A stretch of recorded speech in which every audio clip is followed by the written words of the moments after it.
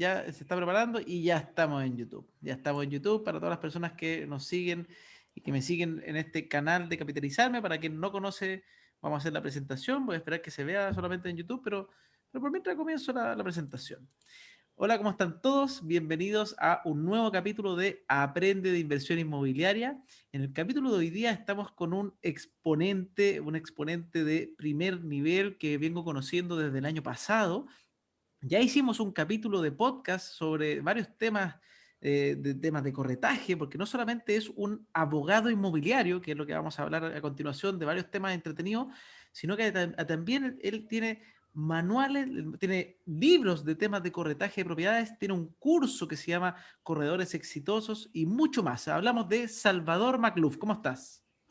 Querido Francisco, un gusto esta invitación. Ya había pasado prácticamente, ¿cierto?, un año de que hicimos el primer podcast y estamos muy contentos de tenerte acá. También tú fuiste invitado con mucha alegría, ¿cierto?, a nuestro late inmobiliario. Y estamos acá intentando juntamente contigo y con Capitalizarme estar a la vanguardia del mundo inmobiliario, así que tenemos mucho que conversar, querido Francisco. De todas maneras, yo partiría hoy día por el principio, para separarlo. Es que este va a ser un live curioso y voy a tener que editar harto, que todas estas partes las edito después para el podcast, pero vamos a hacer dos capítulos en uno. Y primero quería hablar y que hablemos de los impuestos que hay en la inversión inmobiliaria. Cuéntanos un poco, porque tú sabes bastante de eso. ¿Cuántos son los impuestos, la cantidad de impuestos que uno tendría que pagar en la inversión inmobiliaria si uno antes de invertir tiene que conocer en qué se está metiendo? Perdón, es muy importante porque yo he visto en la comunidad Capitalizarme, sobre todo en Facebook, que es una comunidad muy respetuosa y muy bonita, que hacen muchas preguntas y hay mucha interacción respecto al tema de fondo de los conocimientos. Y yo sé que muchos de esos inversionistas o que se proyectan a hacer inversiones inmobiliarias ya nos están viendo. El consejo siempre es el inicio, hacer una planificación tributaria para entender de que nosotros hoy día tenemos que manejar y conocer los tributos, manejar los impuestos y utilizarlos de alguna forma a nuestro favor. Esto en ningún caso es una evasión tributaria, sino que utilizar la normativa legislativa que sufrió una gran modificación, Francisco, el 27 de febrero del año pasado, el 2020. Se modificaron más de 100 normas con esta ley de modernización tributaria y algunas de ellas influyeron hoy día en los impuestos. Tú en los inmuebles tienes el IVA, tienes el impuesto a la renta, en las operaciones de crédito también el de timbre y estampillas y también las contribuciones. Por lo tanto, todos estos impuestos que el Estado realiza para poder obtener ingresos y poder solventar los gastos de la ciudadanía y todas las obras públicas, tenemos que ir conociéndolo. Y tú me vas a decir cuál quieres conversar primero, porque podemos estar aquí hablando, si tú quieres, 24 horas continuas. Ya, primero, el primer impuesto, hablemos de los más básicos, del impuesto a la renta, de las contribuciones y al ganancial. Nosotros en este momento debemos entender de que cuando usted compra un departamento, una unidad, un inmueble para inversión, debe declarar los contratos de arrendamiento.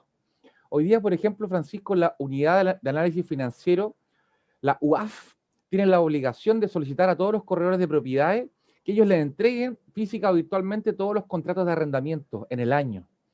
Por lo tanto, si uno es inversionista, también tiene que hacerlo en la declaración de renta del mes de abril de cada año, tiene que declarar, ¿cierto?, hoy día sus contratos de arrendamiento. Y en base a eso, ¿cierto?, se va a pagar el impuesto a la renta, en este caso, ¿cierto?, como son rentas de capital en la primera categoría y en su oportunidad, ¿cierto?, en el bloque complementario. Ahora bien, el concepto, ¿cierto?, de vendedor habitual también se aplica para el impuesto a la renta. Me explico. Cuando uno vende inmuebles, el Servicio de Impuestos Internos y la ley pueden calificar que usted es un vendedor habitual.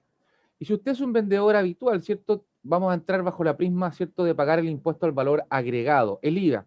Y esto viene de la reforma del año 2015 de la entonces presidenta Michelle Bachelet, con la intención, ¿cierto?, de poder fomentar y pagar en parte la gratuidad de la educación superior, lo cual nosotros siempre decimos, y no es una opinión política, sino que es un hecho, que un peso invertido en la educación superior es un peso no tan bien invertido como si se invirtiera, ¿cierto?, en la educación prebásica, cuando podemos entrar, ¿cierto?, en el espíritu, en el alma y en el crecimiento emocional de los niños. Ahí hay que ponerle más hincapié. Sin perjuicio de ello, se aplica este nuevo impuesto al IVA para la venta habitual y también un impuesto único que puede ser un 10% o un 25% de lo que se obtenga de la ganancia de capital. Si tú compraste un inmueble en 100 millones y lo vendiste en 200 millones siendo un vendedor habitual, sobre ese mayor valor o ganancia o utilidad hay que aplicarle ese porcentaje. Por eso una asesoría, Francisco, ex ante, como te gusta a ti, como dice el profesor, ¿cierto?, de Derecho Tributario, es mucho más económica. Porque ¿qué es lo que pasa? Cuando tú vas a comprar, ¿cierto?, una unidad, un inmueble, el notario te entrega a ti una declaración jurada que dice, por ejemplo, yo, Francisco Ackerman, declaro, ¿cierto?, si tú estás vendiendo, que yo no soy vendedor habitual. Pero el Servicio de Impuestos Internos, dentro de los 3 años siguientes o hasta los 6 años siguientes, te puede llamar, te notifica tu domicilio tributario y dice, Francisco, yo considero que tú fuiste un vendedor habitual, ¿cierto? Voy a recalificar el hecho y te voy a aplicar intereses, multas y sanciones por no haber declarado que eras habitual. Por lo tanto, aquí siempre capacitarse y tener un abogado tributarista y un contador inmobiliario es fundamental. Ahí sí, Ahí ahí, sí. ahí debo decir, porque yo mi primer departamento he tenido solo uno. Espero que no me vayan a tocar la puerta, porque yo obviamente ese departamento lo compré para venderlo. Y obviamente me acogí al beneficio de las 8.000 UF, que es lo que hace la gran mayoría de los inversionistas. Todavía no pasan los 3 años, así que espero que, que no me llegue la cartita nunca, por lo menos hasta que prescriba ese tema. Pero es un tema interesante porque muchas veces uno dice como que se ampara en no, que son 8.000 UF nomás y listo. Y no es tan así. Pues, y hoy día impuestos internos, como dice, el año pasado tuvo una reforma. Antes era como blanco-negro, era si lo vendía menos de un año era habitual y si lo vendía después no era habitual, entonces era bien sencillo. Pero hoy día sacaron eso de venderlo antes de un año, pero a mí lo que me dijo el profesor tributario es que cuando sacan esas cosas, no solamente por la buena onda, cada impuesto interno actúa de forma misteriosa, como dicen. Le sacaron la habitualidad en menos de un año, pero hoy día tienen la facultad de ir a tocarte la puerta cuando quiera. Efectivamente, efectivamente. Antiguamente, como tú bien dices, se derogó el año pasado, el 2020, la presunción de habitualidad, dejando hoy día solamente la presunción de habitualidad de aquellas empresas o sociedades que tienen como giro principal la comercialización de bienes inmuebles, que generalmente son las inmobiliarias o constructoras primera vendedora, quien realiza el proyecto. Por lo tanto, ahí el comprador, Francisco, es el que paga el IVA, porque el IVA se entiende que es un impuesto directo que está agregado al precio.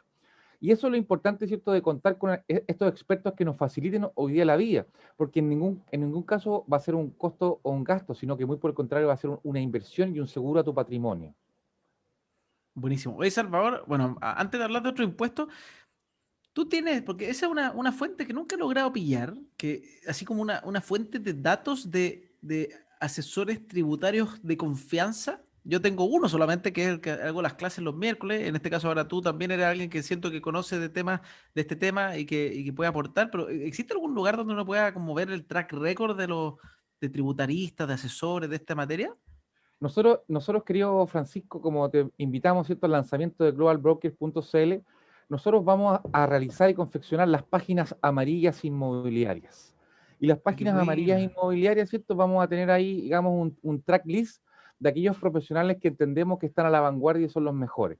Por eso, el que quiera tener novedades se puede inscribir en globalbrokers.cl a efectos de tener esta información. Ahora, las recomendaciones de los profesionales es muy difícil, Francisco, como tú dices, porque en definitiva hoy día estamos trabajando con el patrimonio de las personas, pero sí hemos ido conociendo algunas personas que vamos a ir recomendando a través de esta plataforma inmobiliaria.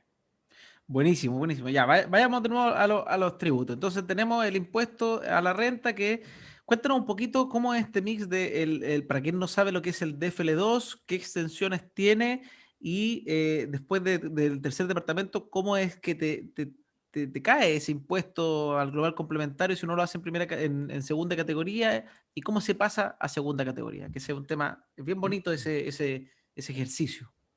Te comento que en Chile siempre ha habido déficit de vivienda. Entonces, el año 59, el entonces presidente Alessandri dice, bueno, vamos a crear un incentivo, beneficios, franquicias y exenciones para las constructoras y también para quienes adquieran este DFL2.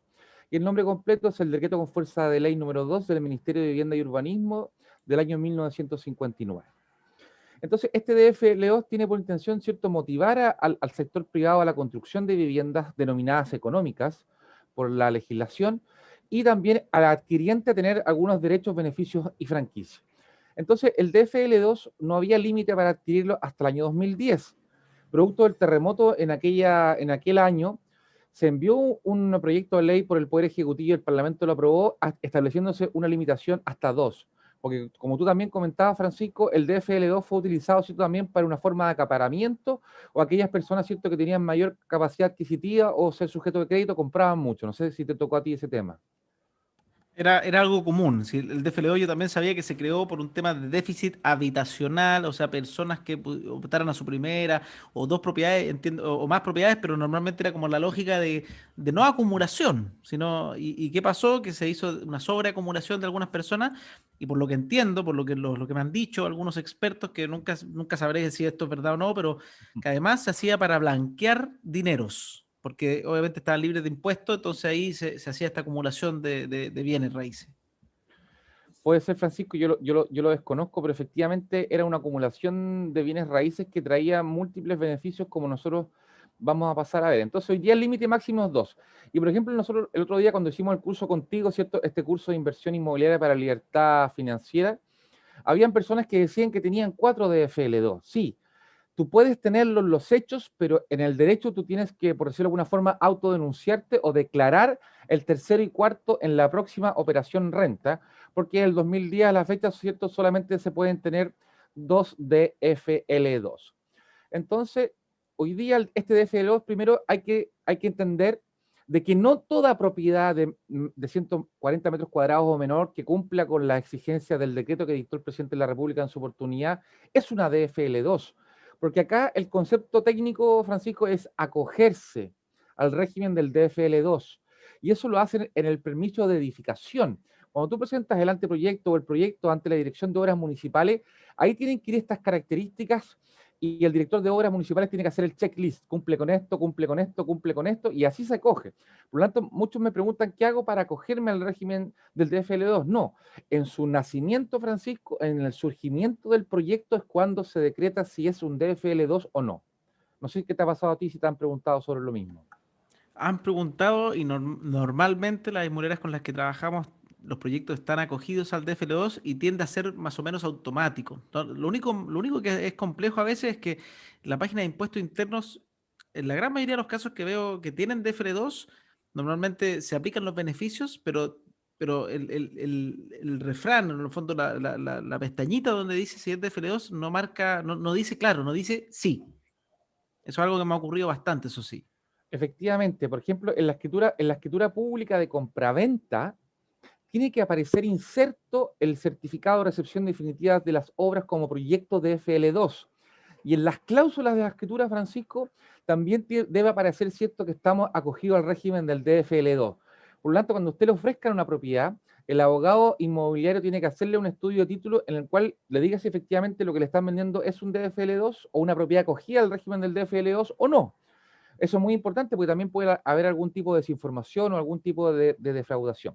Entonces, el consejo es que lo primero, ¿cierto?, sea realizado a través de este régimen, y hay que entender que los inmuebles nuevos que se encuentren acogidos al DFL2 están exentas del 50% del pago de las contribuciones. O sea, voy a pagar el 50% si es que no está exenta, y aquí hay que hacer 3 divisiones. Hasta 70 metros cuadrados va a estar exento de contribuciones del 50% por 20 años.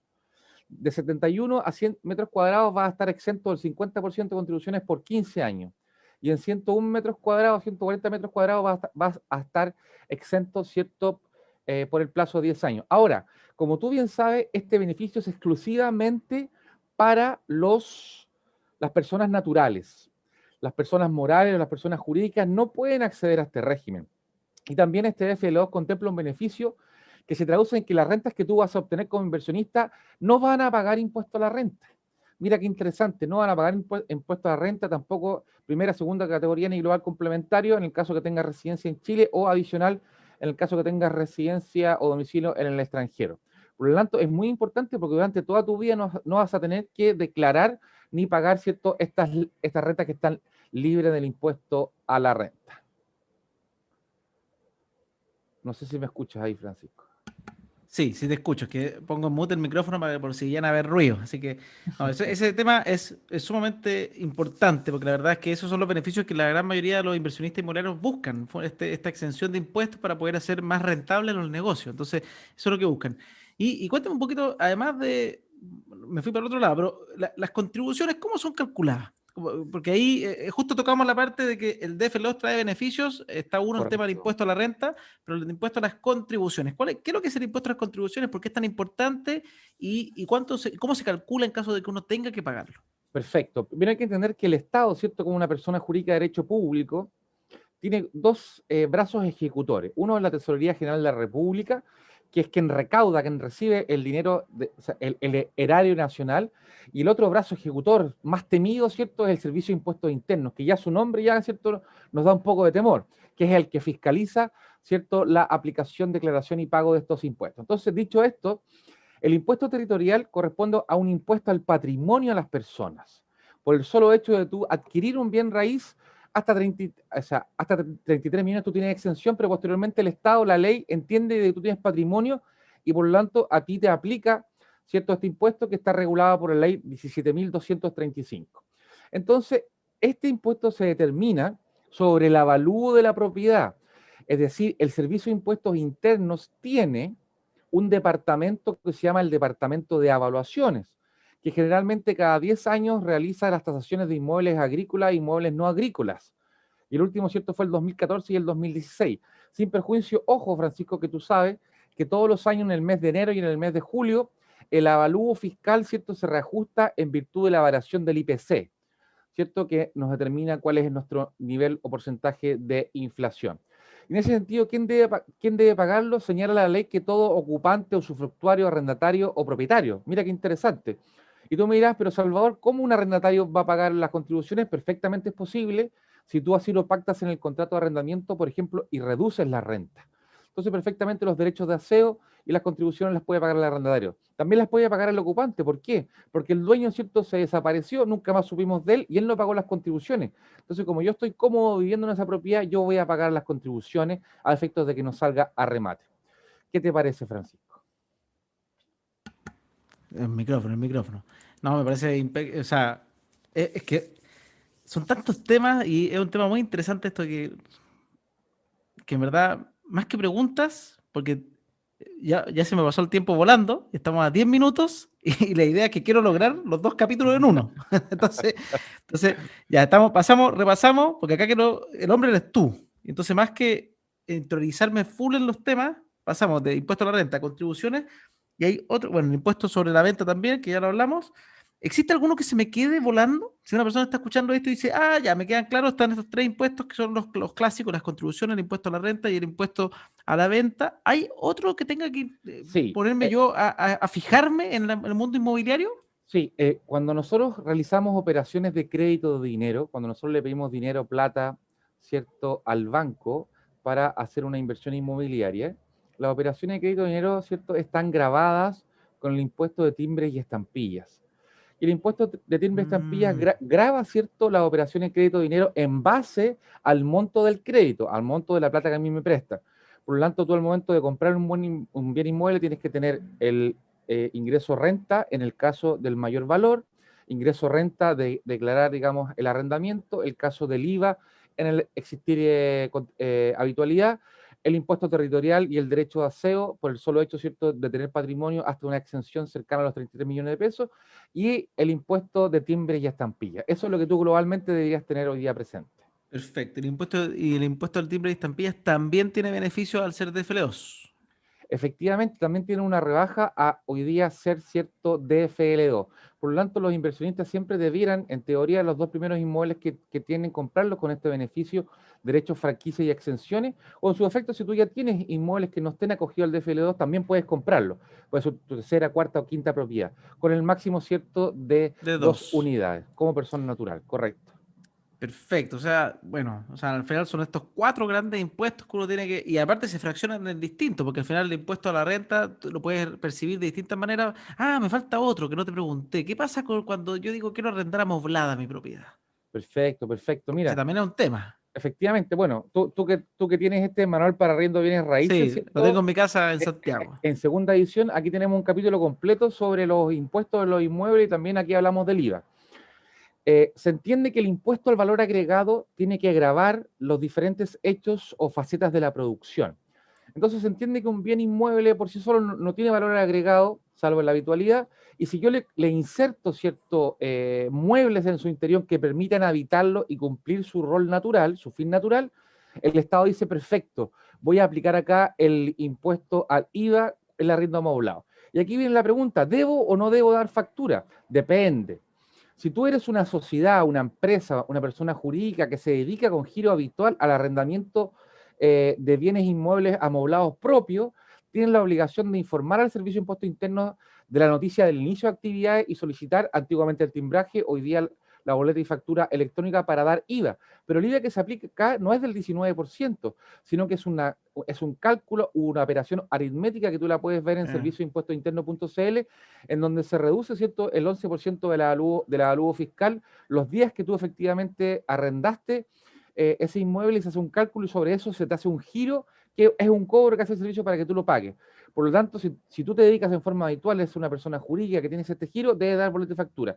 Si tú, Francisco, arrendas 2 departamentos, por ejemplo, en la ciudad de La Serena o la ciudad de Iquique, donde te encuentras vacacionando posiblemente, ¿cierto? En ese sentido, tú no tienes que dar boleta. Tú tienes que apersonarte vía virtual o tienes que hacerlo físicamente y decirle, mire, servicio, yo tengo estos 2 departamentos en Iquique, los arrendé 15 días cada mes, por favor, hágame un giro. Ellos te hacen un giro y tú pagas, y no es necesario que tú tengas boletas y facturas como Mira, inversionista. Si tú ya arriendas eso amoblado, cuando arrendo esporádico en el fondo. exacto, exacto. La norma, ¿cierto?, habla de arriendo esporádico, que yo no me dedico siempre a esto.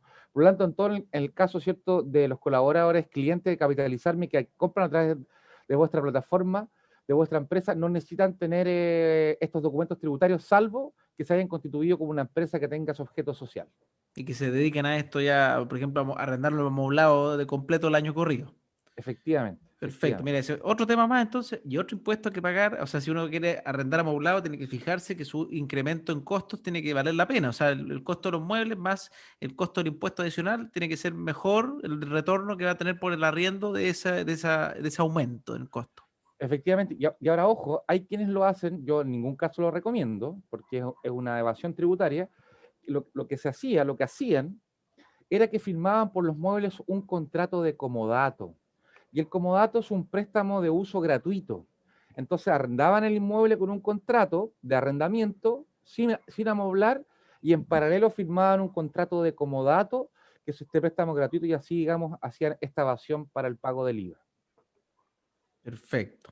A ver, si estoy con el micrófono, siempre me asusto ahora que lo voy apagando. ¿Por dónde Oye, estamos transmitiendo? Perdón, querido Francisco, también te aprovecho aquí de preguntar. yo estoy desde Reñaca, pero obviamente estamos en un mix de vacaciones, home office y mi señora está también trabajando, entonces está hablando con reuniones. No estoy en la comodidad de mi hogar donde tengo una oficinita hecha para poder hacer mis podcasts de forma tranquila, pero no quiero dejar de hacerlo, así que tengo que enfrentarme a que hay que hacer las cosas como lo que uno tiene. Muy So, bien, muy bien. Y estamos también esto a través de tu podcast y también de diferentes de YouTube de capitalizarme.com, ¿correcto? estoy en el YouTube personal, de hecho, en el YouTube personal de Francisco Ackerman. Tengo ahí, yo trabajo en el YouTube de Capitalizarme, pero también tengo el mío personal donde van los podcasts como es un emprendimiento propio, lo tengo aquí en mi canal personal. Correcto, Así que correcto. muy entretenido, hay 17 espectadores, estoy muy contento. Hay uno que me reí mucho, o sea, está Felipe Zamora, que lo he visto hartas veces, pero también José Luis Soto, que dice, pasó de Instagram, porque antes yo estaba haciendo, antes de venir para acá, estaba haciendo un live en Instagram sobre, hablando de la comuna Estación Central y varias cositas, y después me pasé, les dije, vamos a YouTube, y se pasó a YouTube, y en la tarde se va a conectar porque tenemos un Zoom en ese, que para un lanzamiento de un proyecto que tenemos en la comuna Estación Central. Así que interesante. Y Paula, saludos desde Viña del Mar. Mira, Paula, ¿qué tal? Y con eso yo creo que ya damos más o menos terminado entonces este capítulo sobre impuestos. Si pudiera hacer un breve resumen de todos los impuestos de uno para que quede como el resumen de un minuto, ¿cuáles son? Para que la gente, para dejarlo ahí, porque lo voy a extraer ese audio Muy porque es bien. entretenido. Y después pasamos al segundo capítulo, que es hablar sobre la ley de arriendo, esta famosa ley que está corriendo y dando Sí. vuelta. Y vamos a ser bastante estrictos con ello. Antes, contar, ¿cierto?, que usted como inversionista inmobiliario debe hacer una planificación tributaria antes de pensar hoy día en la adquisición de diferentes inmuebles, ya sea en blanco, en verde, entrega inmediata o usado. y también entender de que hay algunos beneficios, como lo que hablamos del decreto con fuerza ley número 2 del año 1959, también como el artículo 55 bis de la ley del impuesto a la renta, que nos permite, ¿cierto?, rebajar nuestra tasa imponible con los intereses sobre un máximo. Es decir, si usted paga intereses, puede pagar menos impuestos. Y contar, ¿cierto?, con un contador tributario y un abogado inmobiliario que los pueda llevar en buena forma a acrecentar y crecer en bloque su patrimonio. Tenemos el impuesto al valor agregado, los bienes raíces amoblados, el IVA en el caso de que el vendedor sea habitual, deberá considerarse ese valor en el precio final de venta, el impuesto territorial o contribuciones de haberes y los derechos de aseos, y el impuesto a la renta por lo que recibo yo mensualmente o anualmente por mis rentas de arrendamiento y también por el mayor valor en el caso que yo venda una propiedad. Por lo tanto, no tenerle miedo a los impuestos, sino que trabajar con ellos y tener un equipo maestro, una mente maestra que nos pueda ayudar, querido Francisco, a hacer de la mejor forma nuestras inversiones. Efectivamente. Ah, y una pregunta, dos preguntas. Primero están preguntando dónde pueden conseguir tu libro, Salvador. Perfecto. Mire, este libro que tengo acá, ¿cierto? Este es el Manual para Arriendo de Bienes Raíces, que lo pueden comprar en manualdearriendo.com, que es la segunda edición. Y este básicamente es un libro de consulta. Aquí aparece, ¿cierto?, cómo debes arrendar, cómo debes tener los resguardos, etcétera. Y este otro que lo tenemos acá, querido Francisco, aprovechando tu No se ve, no se generosidad. ve. Está muy brilloso, está muy brilloso. Ahí, Espérate, ahí se ve. Este ahí es se ve. el ABC del corretaje, que es un libro que me tocó 5 años de investigación, y este libro lo puedes ver en el abcdelcorretaje.com. Son libros que para todos los inversionistas están ahí presentes. También tú lo tienes, Francisco, y espero que cualquier continuidad, si quieres ser parte de un capítulo de cualquiera de estos libros, eres muy, muy bienvenido. Yo feliz de participar me encantaría. Así que te acepto la invitación con gusto de ir teniendo, de que sea mi primera aproximación al mundo de los libros, me encantaría. Con mucho gusto. Así que te vamos a invitar ahí, Francisco. Estamos trabajando en varios libros que te vamos a contar ahí para efectos de que se concrete. Con mucho gusto. Perfecto. Ahora pasemos al segundo capítulo. Segundo capítulo. Y ahí hay otra pregunta de Schloss. Dice, hola, yo también vengo del Instagram y quedé con una duda que es sobre la inversión inmobiliaria. Él hasta ahora solamente ha invertido en Fintual, tremendo, por lo menos a mí me gusta harto también esa plataforma de inversiones, la ocupo harto. Ah, mira, Salvador, antes de responder, ¿está en formato digital tu manual? Te cuento que solamente lo tengo en Amazon, ¿cierto? En formato digital, el manual para arriendo de bienes raíces. Eso tú lo puedes adquirir a través, y también lo puedes leer gratuitamente si estás en Kindle Select. Lo hemos dejado ahí para que tú lo leas gratuitamente en el caso que seas parte de ese programa. Mira, mira, qué bien. No sabía que estaba ya en Kindle. Pero qué nivel. Salvador cada vez me sorprende más. Es impresionante. Después, ¿por dónde me recomiendas empezar? ¿Alguno de tus videos? Yo te recomendaría de Slosh una buena forma. Yo tengo un podcast que de repente te puede orientar para comenzar. Hay 74 capítulos. Se llama Aprende de Inversión Inmobiliaria, que esto que estoy haciendo hoy día es uno de los capítulos del podcast donde se hablan distintos temas. Creo que te puede servir como primera orientación y obviamente juntándote o leyendo, hay distintos blogs, no conozco los que más me gusten, en verdad no sé si hay un lugar donde esté toda la información, por eso lo queremos crear y por eso creamos la Academia Capitalizarme, donde la idea es que ahí se recopile toda la información inmobiliaria posible para hacer esto viable. Y para los que están empezando, por ejemplo, de Slosh, lo malo es que ya terminó, pero con Salvador hicimos un seminario junto a Víctor Sánchez, que era para la gente que está comenzando desde la mentalidad de inversionista a cómo comenzar con la inversión inmobiliaria y pasar por los impuestos también, porque esos tres puntos son importantes, la cabeza, el instrumento y cómo se tributa. Entonces, pero eso lo vamos a repetir probablemente en el futuro. Efectivamente, lo vamos a hacer, si Dios quiere, en Escuela de Inversiones, perdón, en el mes de marzo de este año, junto a Francisco en la Academia Capitalizarme, quien patrocina también junto a Escuela de Inversiones. Así que estamos muy contentos. Hoy día la información está en forma gratuita, pero también hay que entender de que la formación, la entrega de conocimientos, herramientas y la interacción, ¿cierto?, con los profesores o los relatores es muy relevante hoy día. Por lo tanto, yo agradezco la generosidad siempre de Francisco de realizar estos cursos online y también que haya tomado la decisión de emprender con el primer curso de Escuela de Inversiones y que hagamos muchos más, porque Francisco, tú también vas a ser relator en nuestro curso de corretaje de propiedades que parte el 3 de marzo. Yo le pedí a Francisco que él pudiera hacer 2 clases, ¿cierto? Una en marzo y la otra en abril, que nos contara un poco de las inversiones y para que también los corredores puedan también transformarse en brokers de capitalizarme, si lo desean, sacamos ciertas personas profesionales pruebas y si no le pegamos un coscorrón, Francisco, porque la idea... El charchazo. El charchazo, ¿cierto? Porque la idea es formalizar el mercado inmobiliario. Sí, que Esa es hayan nuestra intención. corredores íntegros, que hagan las cosas bien y al final eso va a empujar a todos para arriba. ¿Eh? Yo creo que en medida que vayan más empresas profesionales, los que no sean profesionales no les va a quedar otra, porque entre más conocido sea el profesionalismo, más va a ser exigido. Entonces va a ser una ayuda a la industria. Por eso también hicimos muy buenas amigas con Salvador. Te tinca que porque ya empezaron a haber preguntas en el chat y esto de hacerlo online a mí me perturba porque yo me pongo a responder, pero la gracia es que estos podcasts, la idea es que quede hilado. Así que para todos los que tengan preguntas, vamos a dejarlas de nuevo para media hora después, para que ahora vayamos al capítulo 2. ¿Te tinca, Salvador, que pasemos? Voy a hacer una presentación para ordenarme mentalmente y para poder editar esto bien, aunque va a quedar en vivo, va a quedar medio raro este vivo, pero bueno.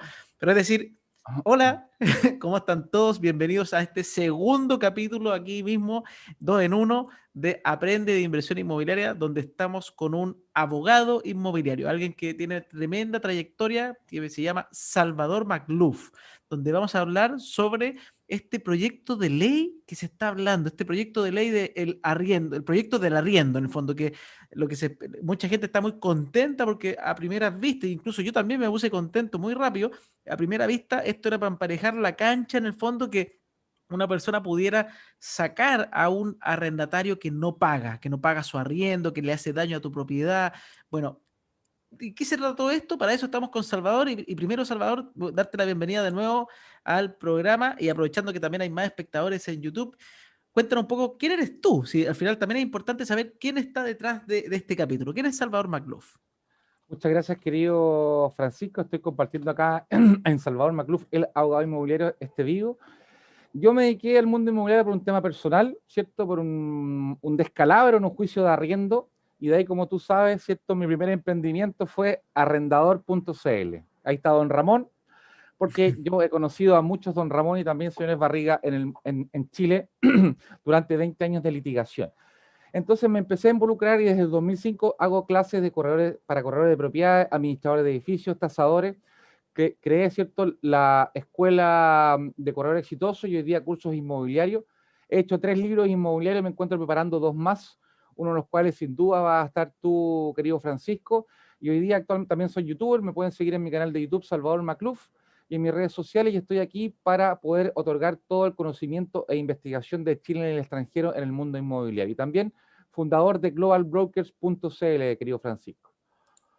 Tremendo, un tremendo, ya, yo no sé cómo decirlo, porque no es personaje, pero es un autor, prontamente espero que sea un bestseller también, y esa es la idea, salvar toda la fe, porque sé que está haciendo un gran trabajo. Pero hablemos ahora como abogado, ¿qué has estudiado de este nuevo proyecto de ley que promete que la gente está expectativa? O sea, yo esperaba que esto sea como por fin el round, porque hasta el minuto estaba pasando que de repente está saliendo solamente derechos para un solo lado y el otro estaba ahí, a puro impuesto, al revés, le estaban Efectivamente. metiendo puro costo al inversionista y al otro lado le estaban metiendo puras libertades.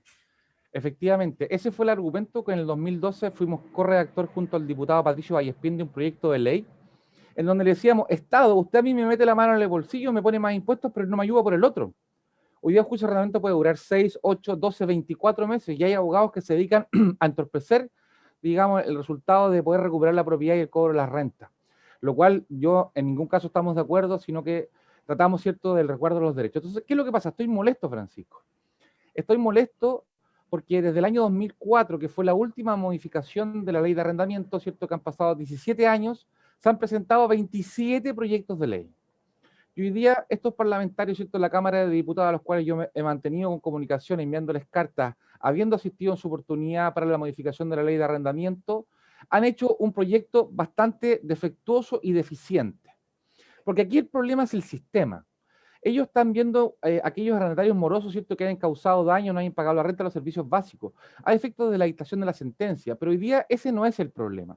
Hoy día hay 27 proyectos de ley presentados y lo que debió haber hecho acá es haber refundido todos ellos. Por eso ya me he puesto en contacto con varios senadores para presentar modificaciones o indicaciones para robustecer este proyecto. Porque fíjate primero que todo, Francisco, hoy día los receptores judiciales, con todo respeto lo digo, son los carteros más caros del mundo. ¿Y por qué son los carteros más caros del mundo? Porque por cada notificación de cada resolución te pueden cobrar entre 25.000 pesos a 100.000 pesos. Tú para recuperar tu propiedad tienes que pagar entre 300.000 pesos a 1.000.000 de pesos. O sea, no te pagan la renta durante un año. Y después tienes que pagarle esa cantidad de dinero cuando tú no tienes dinero tal vez suficiente para ello. Primero, hay que crear la notificación digital. Tal como lo tiene el Servicio de Impuestos Internos, hoy día solamente basta voluntad política para que usted, Francisco, y yo saquemos una clave única virtual que está al acceso de un clic de distancia, coloque un correo electrónico y siempre a mí me notifiquen a través de correo electrónico. Porque un juicio de arriendo puede tener costas de 200, 300, 400, 500, 1.000.000 de pesos. Costas que tú le pagas al receptor. Ese es el primer tema. Notificación digital de todas las demandas civiles a través de un correo electrónico que uno lo coloca en la clave virtual o cuando va a sacar carnet de identidad, pasaporte, etcétera. Eso se soluciona así de fácil. Falta voluntad política hoy día para ello. O también crear un centro de notificaciones civiles. En materia de familia, en materia laboral, en materia penal, hay un centro de notificaciones que es parte del Poder Judicial, que un funcionario al cual uno no tiene que pagarle va y notifica a la otra parte. Entonces, en este momento se enriquecen algunos y se empobrecen otros. O sea, no hay acceso igualitario para la justicia. Punto número 1. Punto número 2. En el proyecto de ley que nosotros presentamos hay algunas modificaciones a la prueba para evitar, por ejemplo, que uno pida un peritaje cuando no sea necesario. Un peritaje puede demorar 3, 4 meses. Un oficio, ¿cierto?, de documentos que se pueden obtener a la mano. Por lo tanto, hay que cambiar el procedimiento. Y lo más grave es que hay que cambiar desde la sentencia hasta la entrega del inmueble. Te pongo un ejemplo. Cuando se decreta la devolución de la casa a través del lanzamiento, la otra parte puede pedir la suspensión del lanzamiento hasta por 30 días. ¿Qué es lo que pasa? Que ese solo incidente te puede demorar a ti el juicio 3 meses, 4 meses. O sea, yo puedo deber 24 meses de renta y aún así me pueden suspender el lanzamiento. Lo que yo propongo es que la sentencia diga un día X en que se va a producir el lanzamiento. Y no esperar, hay que notificar la sentencia, el cumplimiento incidental de la sentencia, la intimación, el lanzamiento sin fuerza pública, el lanzamiento con fuerza pública. Entonces, el proceso de la ejecución de la sentencia, que no está contemplado en este proyecto de ley, pero sí en el otro, es más relevante de lo que se está tratando en este momento, Francisco. Por lo tanto, yo creo que se aprovecharon de la conmoción social de los últimos casos, inclusive hoy día en Chilevisión aparecía, ¿cierto?, la boleta de una alumna, a quien la vamos a ayudar, y todos estos casos dramáticos para hoy día entender de que hay que meterle mano a la ley de arriendo. Pero por favor, un poquito más de trabajo, con todo respeto, estamos disponibles, pero aquí hay que hacer un proyecto, ¿cierto?, global en lo que dice a la ley de arrendamiento hoy día en Chile.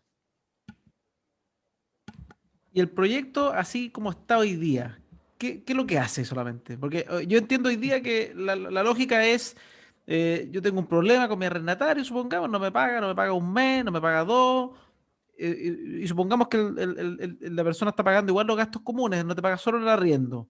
¿Qué puedo hacer yo hoy día? ¿Cómo comienzo este tema? ¿Y cómo funciona hoy día la ley? ¿Y qué viene a ser lo que se supone? Porque yo lo que entendí es que antes tú tenías que esperar hasta el final del juicio, o sea, tenés que tratar de hacerlo por la buena, pero si no, tienes que esperar hasta que termine el juicio y ahí recién puedes salir a recuperar tu casa. Y que se supone que con este proyecto de ley lo que se va a hacer es que en paralelo, cuando comienza el juicio, uno puede apelar a sacarlo de la casa en paralelo. Eso es lo que yo entendí a grueso modo de es lo que se buscaba en este proyecto de ley. Eres un gran abogado, Francisco. Yo creo que te va a poner un 7 en tu examen de Derecho Civil. Te cuento un poco qué ha pasado. La Cámara de Diputados, ¿cierto?, aprobó y despachó al Senado. O sea, este primer trámite constitucional, la Cámara aprobó y despachó al Senado, ¿cierto?, un proyecto que modifica el CPC, ni siquiera la ley de arriendo, sino que el Código de Procedimiento Civil, en un capítulo especial. Entonces, la idea matriz de este tema es que crear un procedimiento más rápido para que el propietario pueda recuperar cuando tenga, ¿cierto?, una presunción o un elemento plausible de prueba de que hay deuda, posibilidad de daño a recuperar antes la propiedad. Entonces, como te decía, mira, cada juicio tiene etapa de discusión, etapa de sentencia y etapa de cumplimiento. Este proyecto ataca la ejecución, perdón, la discusión, la prueba y la sentencia, pero no ataca lo importante, que es donde está la dilación, la demora, los costos, que es la etapa de cumplimiento. Porque tú, cuando tengas una sentencia, vas a tener que seguir realizando los trámites que yo te mencioné, estos nombres técnicos, pero en cuanto corto se va a seguir demorando hoy día un juicio. Por lo tanto, hoy día se puede acceder provisionalmente a la demanda. Me pueden decir, sí, Salvador, tú estás demandando, ¿cierto?, por no pago y porque debes servicios básicos y porque te están haciendo daño a la propiedad. Por lo tanto, yo accedo provisionalmente a la demanda, dicto una especie de resolución, una especie de sentencia y después se tiene que mandar a cumplir. Pero este es un pequeño problema de la gran cantidad de problemas. Por lo tanto, el llamado que yo hago hoy día, con mucho respeto y profesionalismo, es al Senado a modificar hoy día este proyecto de ley, a robustecerlo y atacar todo el tema, desde la notificación, ¿cierto?, hasta la restitución del inmueble. Ya, o sea, por lo que entiendo entonces, acá, o sea, uno, tú has estado metido por lo que veo, desde hace harto tiempo estás metido en este tema, entonces a ti te afecta y por lo que entiendo como este fue el fruto de tu primer emprendimiento, o sea, te afectó de manera directa. No fue simplemente que te afecta por abogado y por ver los juicios de la televisión, de la señora Juanita, que aparte a mí me da pena porque normalmente se aprovechan y son muy comunes los casos de hacerlo con persona adulta mayor que no tienen ni la plata, ni el tiempo, ni las ganas de poder meterse en juicio. Y normalmente ahí se hace mucho este tipo de actuar, porque también obviamente aparecen a veces defensores, pero es que ¿cómo voy a echar a alguien que no puede pagar? Es que no siempre, no, la cosa no está en blanco y negro. Si fuera todo blanco y negro, sería tan fácil el mundo. Acá hay un montón de gente malintencionada en todos sentidos, porque también puede haber gente que sube los arriendos como loco, ok, pero acá hay Efectivamente. gente que se aprovecha de personas, normalmente personas de escasos recursos, las tomas de casa no es como que lo común es que ocurre siempre a la señora que de esfuerzo, que es su única fuente de ingreso adicional a la pensión, si es que tiene pensión, porque muchas veces ni siquiera tienen pensión, su única pensión es esa casita que tienen y se la toman. Entonces, eh, a ti te pasó esto y pues, qué interesante saber que tú estuviste metido desde el principio. ¿Y cómo fue esa experiencia tuya? Eso también me gustaría, para que Sí. hablemos también, ¿cómo Te te cuento. nació esto de hacer ese emprendimiento del Don Ramón? Mira, yo en el año 99 estaba en segundo año de universidad y mi papá, digamos, tenía un local comercial en unas avenidas transversales a la Alameda en el centro y antiguamente estaban las micro amarillas. Entonces, iba a la micro amarilla, pasaba ahí por esa calle raudamente y el arrendatario de mi papá, que era una peluquería, no le había pagado el arriendo durante un año. Posteriormente se inició el juicio y recién a los 2 años y medio, porque eso pasaba en Santiago antes del 2003 de la modificación, se demoraban 2 años y medio en los juicios. 2 años y medio se decreta el lanzamiento, o sea, 3 años y medio de no recibir renta. Se produce la sentencia y justo en ese momento una micro amarilla choca e ingresa, ¿cierto?, un tercio de la micro amarilla al local comercial. Y la sociedad anónima, que era dueña de la sociedad de la micro amarilla, negoció con mi papá para pagarle digamos, indemnizarle, y mi papá le pasó, es que es muy buena persona, ¿cierto? Tengo la suerte de tenerlo vivo, José Amador Macluf Campos, le pasa parte de la indemnización al arrendatario para que se vaya. Imagínate. No te creo. Tres, O sea, tres tres, años para sacarlo y además te va a ir con plata. claro, pero espérate, si esta cuestión no termina ahí. O sea, este cara de nalga.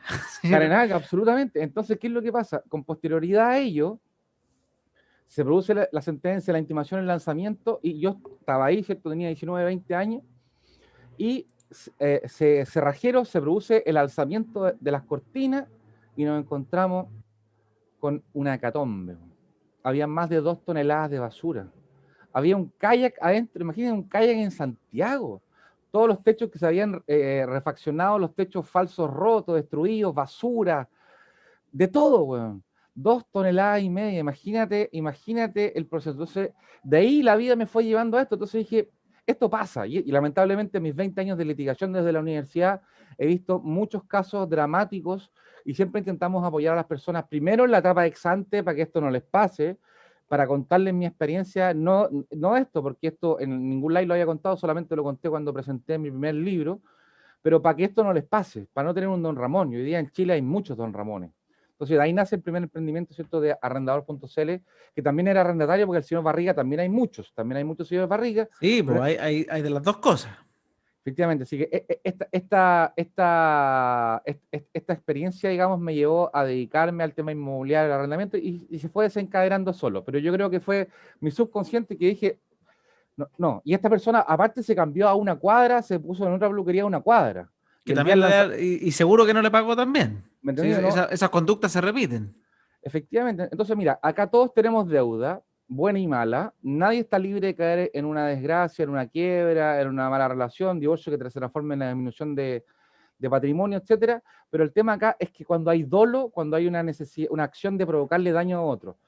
Entonces, bajo esa perspectiva, la idea mía en estos años ha sido poder contribuir con mi experiencia, mi análisis, mi investigación y mi conocimiento y mi práctica a todas aquellas personas, ¿cierto?, que tienen bienes raíces o que quieren hacer una inversión o que tienen problemas con el dueño o problemas, ¿cierto?, con el arrendatario. De todas maneras. Oye, Salvador, hay una pregunta muy buena acá en YouTube que dice Felipe, o sea, vamos a ver si, pero es, si es que habían proyectos mucho mejor que el que se avanzó, ¿por qué crees que, por qué no se tomó el que era más bueno?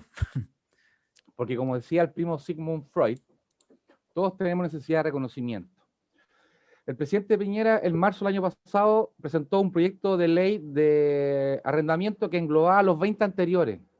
Entonces, cada uno quiere que su propio proyecto avance.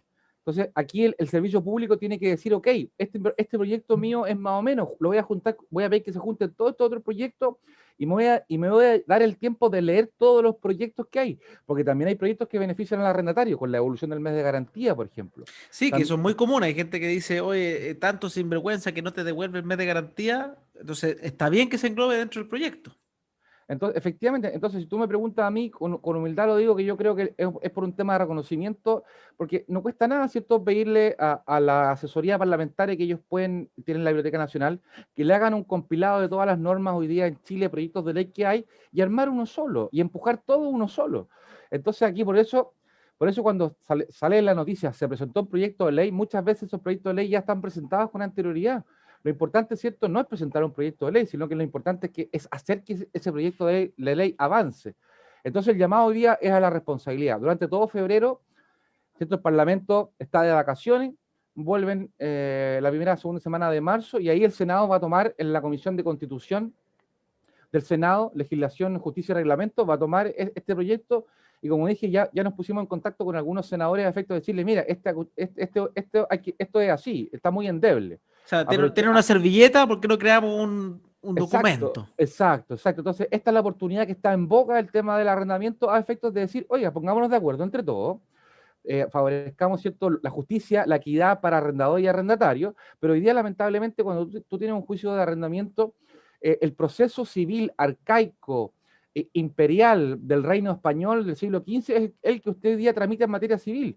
Por lo tanto, por eso te hablaba al principio que aquí hay que meterle mano al sistema completo. ¿Y hay alguna manera que las personas que estén escuchando esto puedan ayudar? O sea, uno puede hacer, por ejemplo, firmas común para mandarle a los senadores y para que entiendan que esto es importante, porque yo me imagino que muchas veces ellos se engloban en su burbuja, porque están ahí, obviamente miran las noticias y miran lo que está pasando, pero no sé si a veces atienden a todos los llamados que se están haciendo. Entonces, ¿hay alguna manera como decir, oigan, mira, acá tienes un grupo de medio millón de personas que te está diciendo que esto es importante, méterle el pino para que esto crezca de una manera más robusta? ¿Para qué vamos a lanzar algo malo solamente por hacer ego, para decir que yo lo lancé?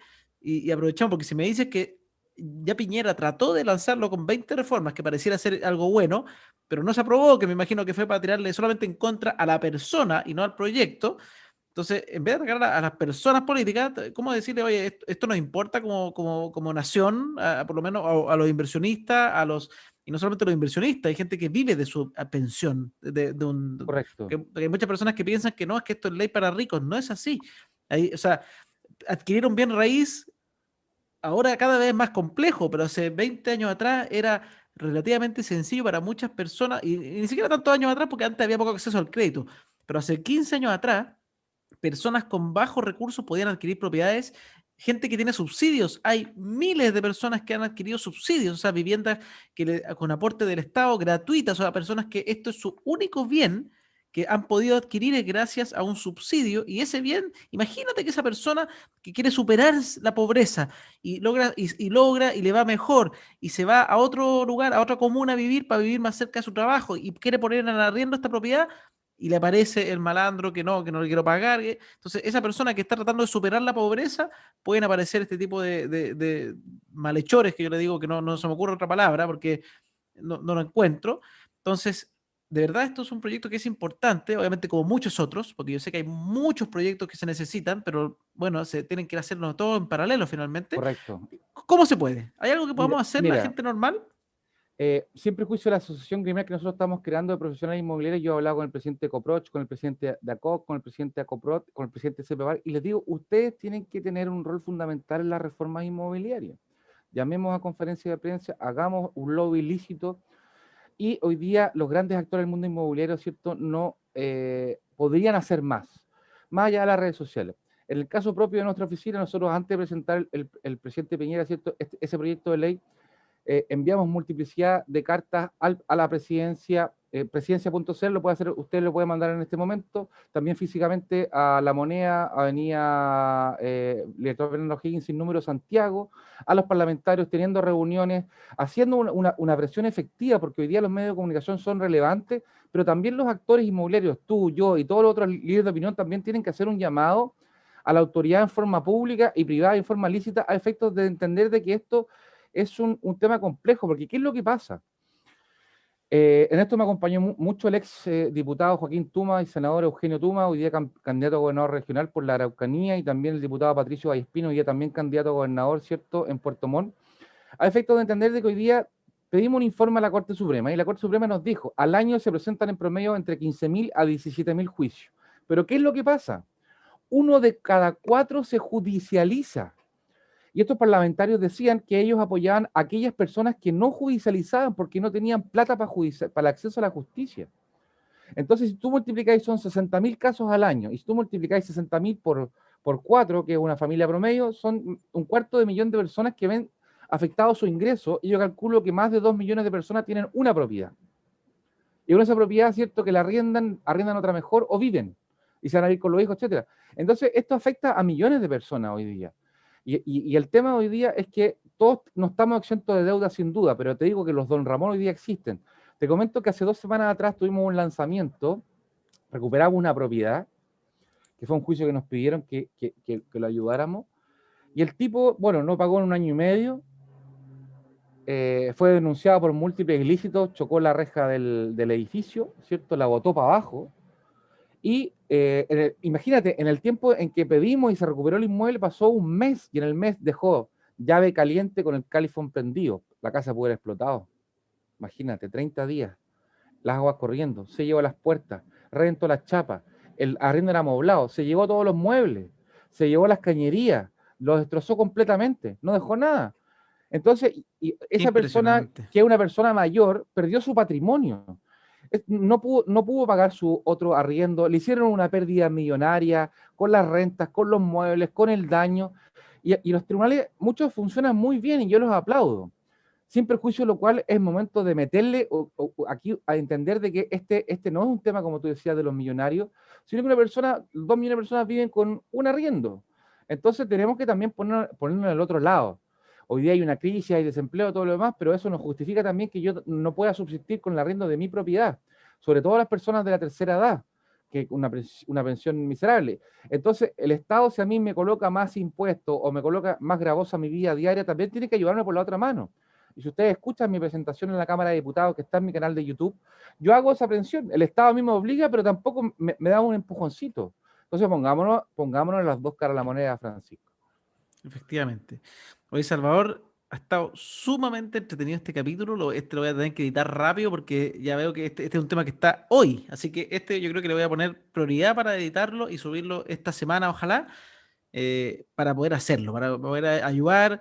Ahí yo me entrego en el fondo, yo feliz de ayudar, porque siento que necesito ayudar, así que ahí, Salvador, te voy a pedir ayuda a ti, si que tú sabes cuáles son las maneras que yo puedo aportar para que este tema llegue más arriba de alguna manera, te hago caso, porque yo no, en ese Perfecto. sentido yo no soy experto, no, entonces si es que hay que mandar cartas, ¿cómo lo hago? Y me pongo a hacerlo. O sea, Vamos a hacer estoy. una estrategia comunicacional a partir de este momento, a pesar de lo que hemos hecho en los últimos años, a efectos de hacer aquí una mancomunión y que entiendan de que esto es grave, ¿cierto? Y Francisco, te lo agradezco y así nos vamos a poner de acuerdo con mucho gusto. De todas maneras, así que con eso vamos dejando el capítulo hasta hoy. Ha estado muy entretenido, el doble, 2 capítulos en uno, acá para los que están en YouTube y en podcast ya vamos a editarlo cada uno de forma independiente. Así que con eso me despido de Salvador, que estés muy bien y muchas gracias por esta participación extraordinaria. Gracias a ti, Francisco, por la oportunidad que nos da a nosotros de comunicar, por esta comunidad hermosa que estás creando y siempre vamos a estar a tu disposición. Así que vamos adelante y juntos somos más. Un abrazo. Que estés muy bien.